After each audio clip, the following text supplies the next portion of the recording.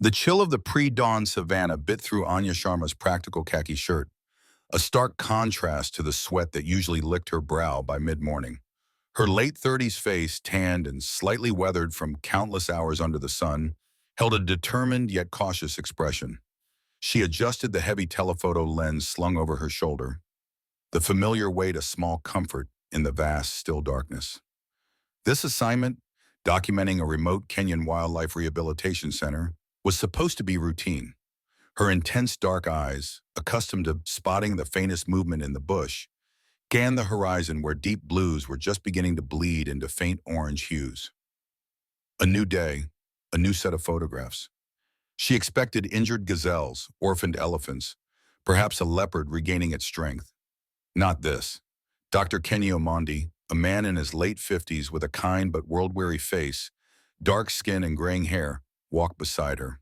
His worn vet's uniform seemed a natural extension of his calm, authoritative presence.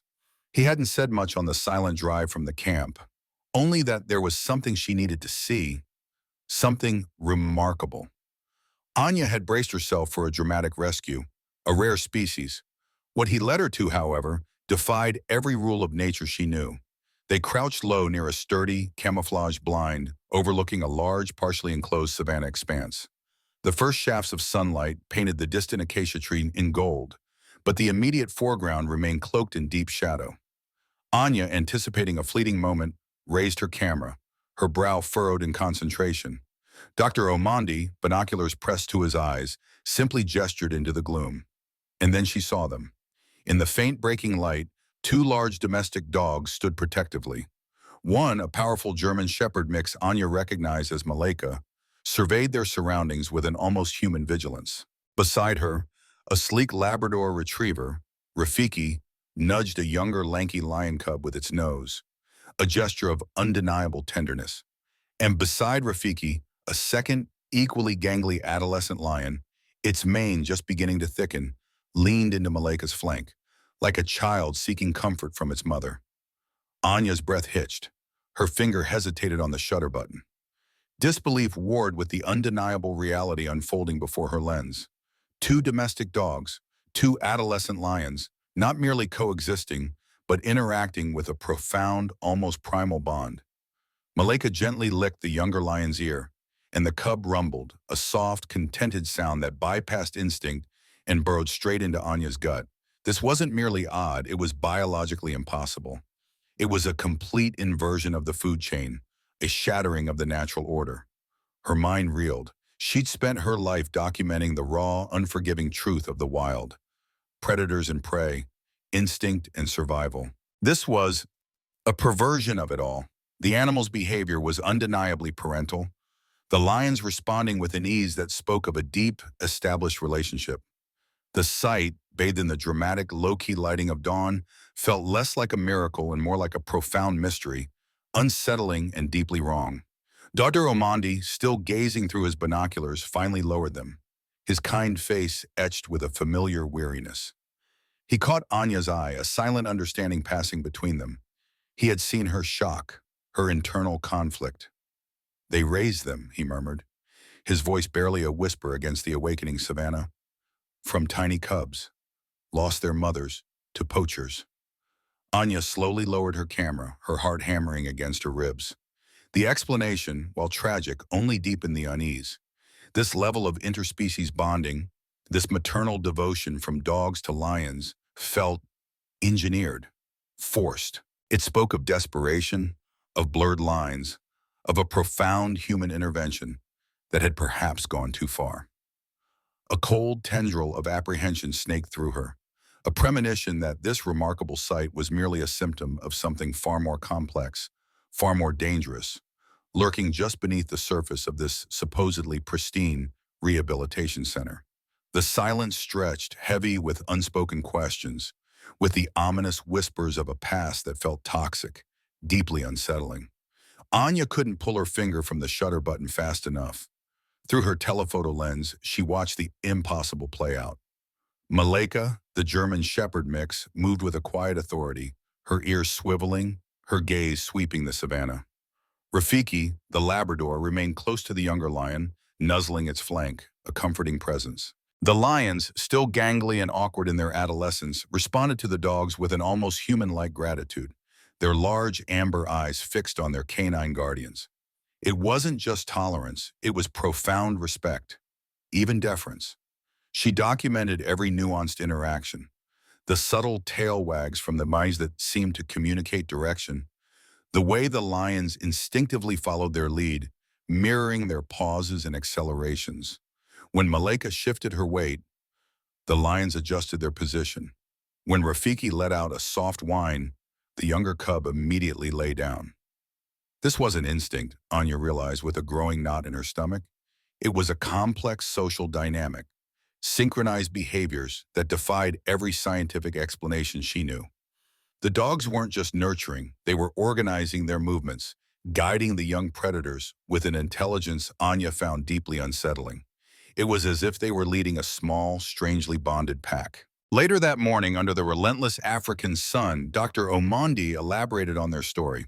Their pride, he explained, his voice low and solemn, was poisoned. A swift, brutal attack. We found the adults gone. The cubs were tiny, barely weeks old. We expected them to die. His gaze drifted over the sprawling reserve. But Malaika and Rafiki, they found them, and they adopted them. He described the toxin, its effects rapid and devastating, leaving no chance for intervention. Unusual stuff. We've seen poisons before, but nothing quite so efficient, so targeted. Anya's seasoned photographer's eye registered the subtle tension in his draw, the slight hesitation in his words. Unusual indeed. Too efficient. Dusk bled into night, painting the sky in fiery hues before fading to an inky black. Inside her dimly lit tent, illuminated by the screen's harsh glow and a single warm lantern in the background, Anya hunched over her laptop. The day's shots flashed across the screen. She meticulously zoomed into image after image of the lions, searching for the anomaly her gut told her was there. Her expression shifted from professional curiosity to growing alarm. On the younger cub's rich golden fur, barely visible to the naked eye, were faint, unnatural iridescent flecks. She zoomed in further, pushing the pixels to their limit. They shimmered with a metallic, almost luminescent quality, like tiny fragments of synthetic glitter. Biomarkers. But of what? A memory surfaced, chilling her to the bone. When she'd surveyed the abandoned pride's former territory a few days prior before seeing the lions, she'd noticed a strange, almost luminescent residue clinging to the dry grass in the base of a fallen tree where Dr. Amandi said the adults had been found. She dismissed it then, attributing it to mineral deposits or unusual plant pollen. Now her mind raced. The same unnatural sheen. Dr. Amandi, who had stopped by her tent, noticed her intense focus. He leaned over her shoulder, his hand rubbing his chin, his expression concerned. Find something interesting, Anya. She pointed to the screen, her voice tight. These flecks, doctor, on the cub's fur, and I saw something similar at the site where their parents died. A strange residue. He peered at the screen, his brow furrowing. After a moment, he straightened, shrugging dismissively. It's nothing, Anya. Just residual dust from the savanna, or perhaps a natural mineral deposit from the soil. Sometimes the geology here produces odd colors, particularly after rain.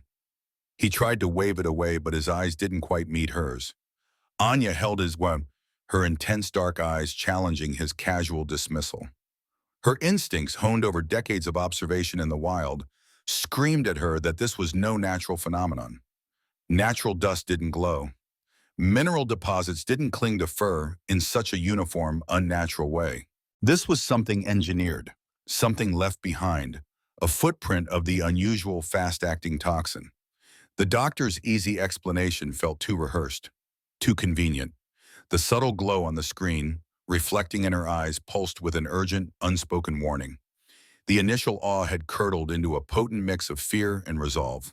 She knew with a certainty that chilled her to the bone, that she had stumbled onto something far more sinister than an incredible animal story. This wasn't about nature, it was about... The air crackled with a palpable tension, heavy with the dust of the early morning plains and the unspoken dread of what was to come. The center was preparing for the separation, a necessary, albeit painful, protocol, Dr. Amandi had explained. The lions, for all their unique upbringing, needed to be rehabilitated into their natural state, prepared for a return to the wild. But as Anya watched, her heart ached with a profound sense of wrongness.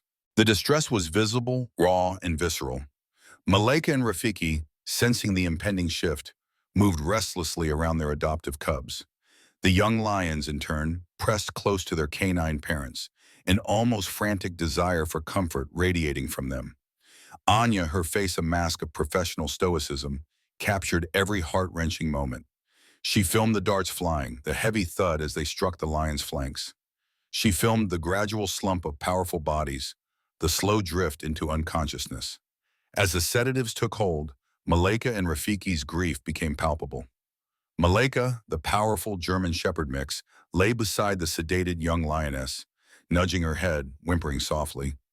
Her muzzle rested on the lion's massive head, a desperate attempt to comfort, to prevent the inevitable departure. Rafiki, equally distressed, licked the other cub's unresponsive face, his tail drooping, his eyes wide with sorrow.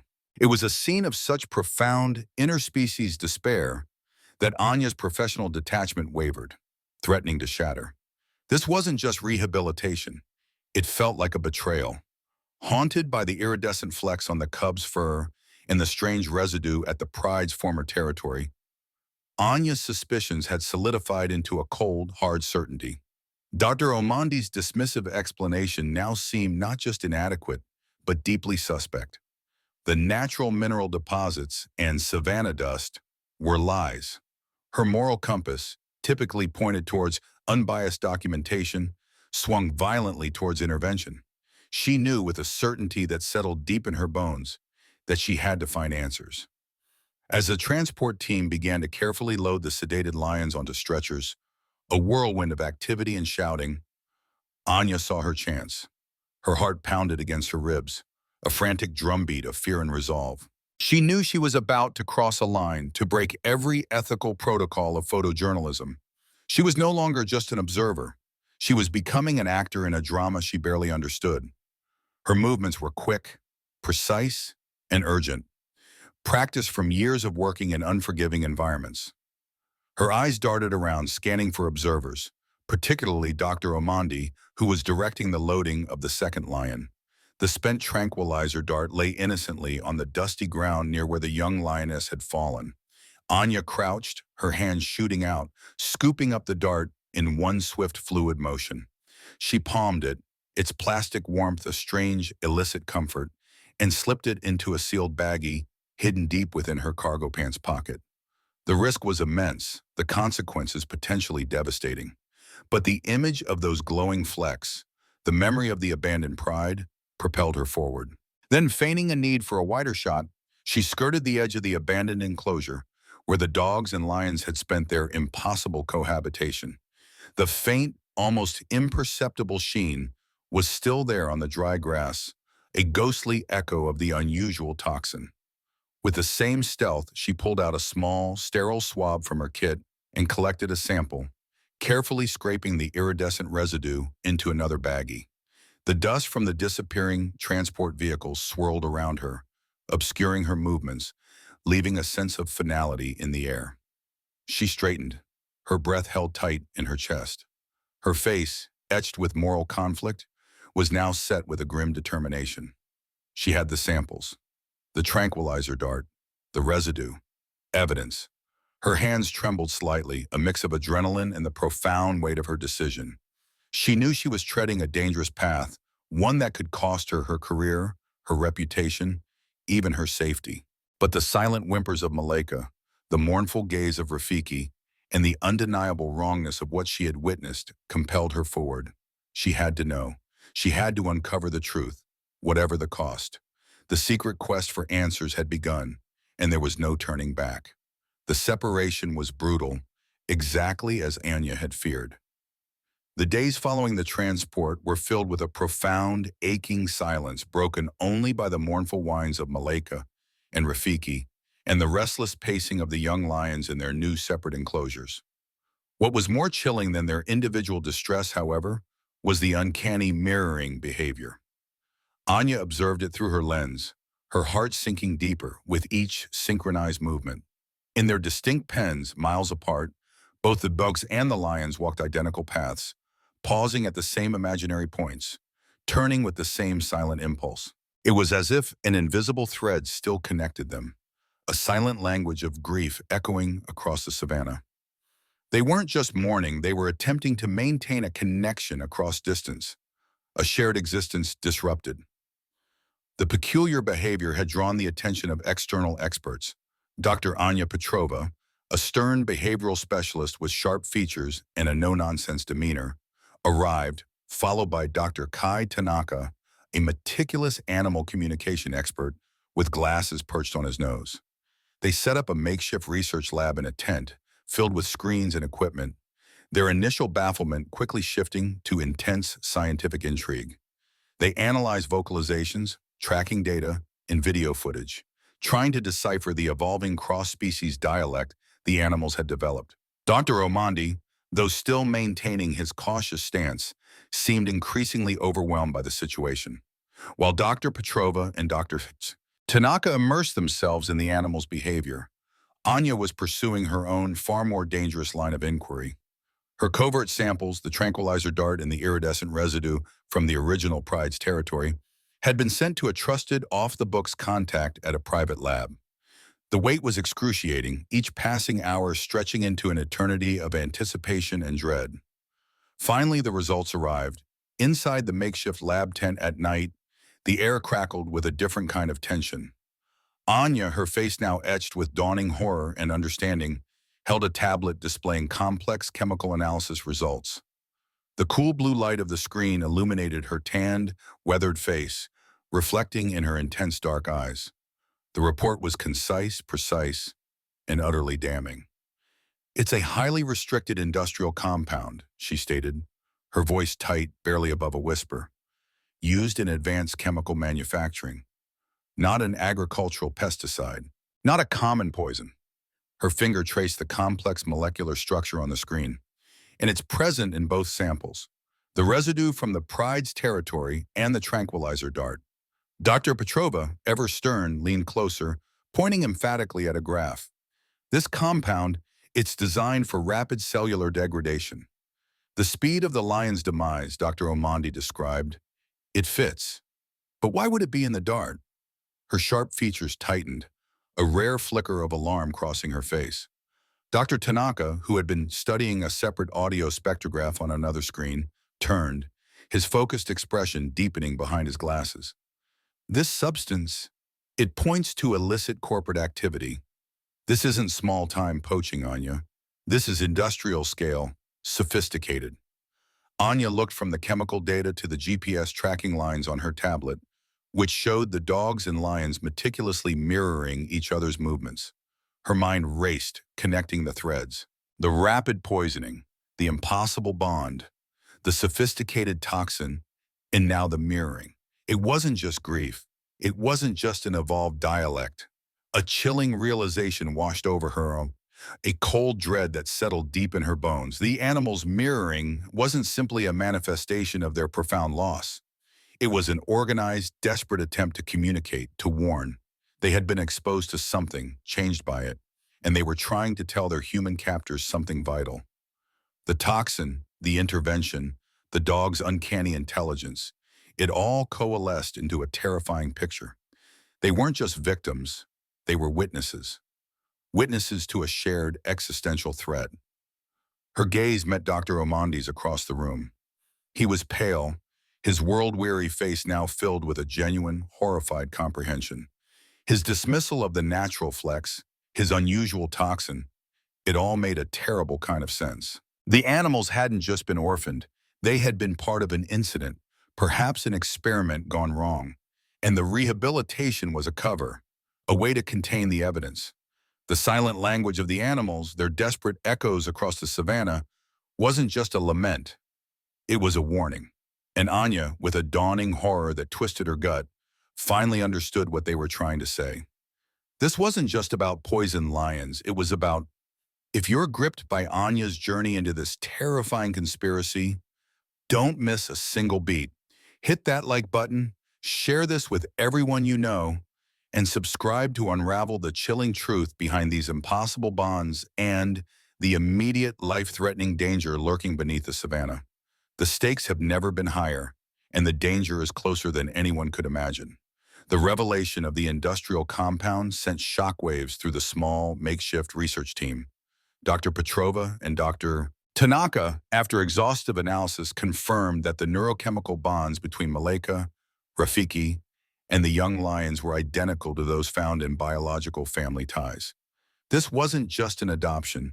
It was a fundamental rewiring of their very instincts, a profound, irreversible connection forged under extraordinary and now terrifying circumstances. The implications were staggering, but they were overshadowed by Anya's relentless digging. Working in secret, leveraging her extensive network of contacts, Anya traced the highly restricted industrial compound. The trail led her unerringly to a powerful multinational corporation, a vast, shadowy entity with significant influence across the continent, known for its aggressive expansion and questionable environmental practices.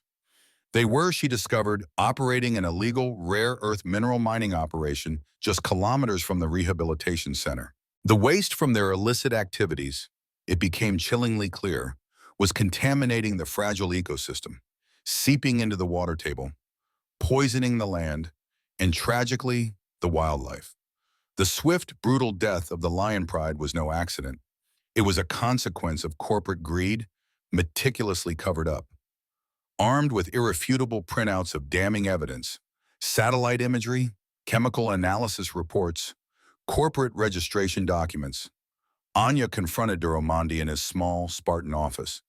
It was late, the only light spilling from a single desk lamp, casting long, dramatic shadows that danced with the truth she now laid bare. The window behind his desk showed only the impenetrable darkness of the savannah, a stark contrast to the burning clarity of her resolve. Anya stood over him, hands clenched, the papers a silent accusation. Her tanned, weathered face was a mask of grim determination mixed with profound anguish. Her intense dark eyes bored into him, demanding honesty. "This is not dust, doctor," she stated, her voice tight with suppressed fury and a deep ethical pain. "This is not a natural mineral deposit. This is evidence of a massive cover-up. Your unusual toxin is an illegal industrial pollutant, and it tracks back to Genesis Corp, mining rare earth minerals illegally right under your nose." Duromandi sat slumped at his desk, his usually kind face now etched with despair and resignation. He looked utterly defeated, a man carrying the weight of a world he felt powerless to save. He rubbed his temples, his graying hair disheveled. I I suspected," he admitted, his voice barely a whisper, thick with shame. "The rapid deterioration of the bodies, the silence from authorities when I tried to escalate, I felt it. But what could I do, Anya? They're everywhere. Their influence. It's like a disease itself. They threatened everything, the funding, the entire center. I had no proof, no way to fight them." He gestured vaguely at the research documents and corporate logos visible on his desk, scattered amongst his personal notes, symbols of the very entity he feared. Anya's heart twisted. The man wasn't malicious. He was terrified, trapped. But understanding his fear didn't lessen the agonizing choice that now loomed before her. She had the proof. She held the power to expose Genesis Corp, to blow the lid off their illegal operations and their environmental devastation. But the cost? The price of truth was steep. Exposing them would risk her career, her reputation, even her life. Powerful corporations didn't tolerate whistleblowers. And what about the animals? Her evidence, if made public, could expose the lions and dogs, making them targets, potentially leading to their destruction as contaminated evidence, or even worse, as mutated curiosities. The image of Malaika and Rafiki, still performing their synchronized movements, their mirroring behavior flashed in her mind. It wasn't just grief, Anya now understood. It was an intelligent collective resistance, a desperate communication, a silent protest against the human-made danger they instinctively recognized. They were trying to warn her. Their uncanny organized behavior was not just a symptom of exposure. It was a testament to their heightened awareness, their fight for survival. She looked at Dr. Omondi, at the dark savanna outside, at the damning papers in her hand.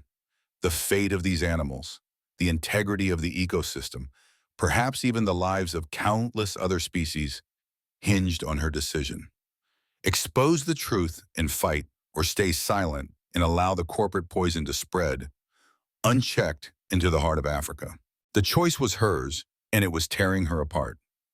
The satellite phone in Anya's hand felt impossibly heavy, a small device carrying the weight of a multinational corporation's dark secrets. Her conversation with Dr. Amandi had crystallized her decision. There was no going back. With a surge of grim determination, Anya leaked her findings, the chemical analysis, the corporate documents, her own meticulously documented footage of the animals' impossible bonds and eerie mirroring behavior, to an international investigative journalism team she trusted implicitly. The digital package, once sent, felt like a fuse lit. The explosion was immediate and global. News agencies around the world picked up the story, their headlines screaming of corporate malfeasance, environmental crimes, and the unprecedented saga of the dog-raised lions. The global outcry was immense, a tidal wave that Genesis Corp, for all its power, could not stem. Authorities, shamed and pressured, were forced to act. An investigation was launched, and critically, a modified reintroduction protocol was approved for the animals. Weeks later, Anya stood at the edge of a new, sprawling enclosure, far from the original site of contamination. The late afternoon sun cast long, dramatic shadows across the Kenyan savanna, bathing the landscape in golden light. Her safari outfit, slightly disheveled from the whirlwind of activity, felt like a uniform now. In her hand, a compact satellite phone, a symbol of her profound choice, was silent. The moment of reunion had been nothing short of breathtaking.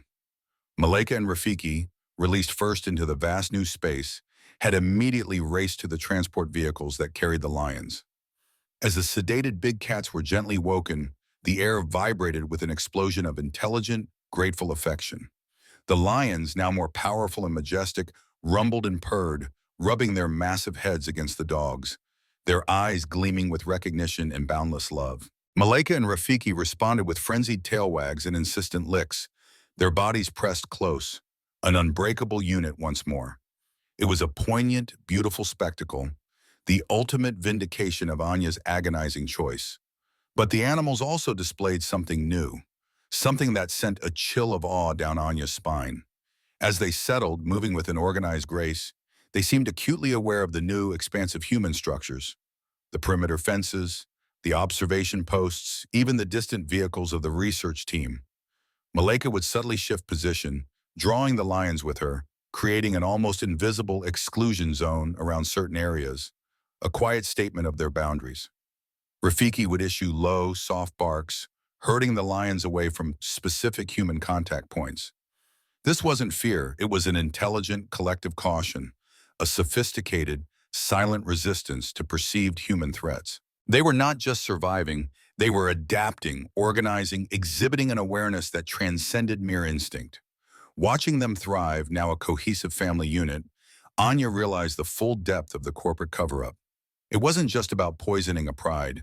It was about silencing a testament to nature's adaptability, to an unprecedented form of intelligence that arose from tragedy. The animals' highly organized behavior, their impossible bonds, were not just a quirk of nature. They were a profound evolutionary response to a human-made danger, a new paradigm of survival that Genesis Corp had tried to bury. Anya, now a whistleblower in the truest sense, felt a solemn determination settle over her. The battle against Genesis Corp was far from over. Legal battles loomed, and the fight for justice for the environment and its creatures had just begun. But standing there, watching the family interacting with an organized, intelligent grace, cautiously observing the perimeter fences, she knew she had done the right thing.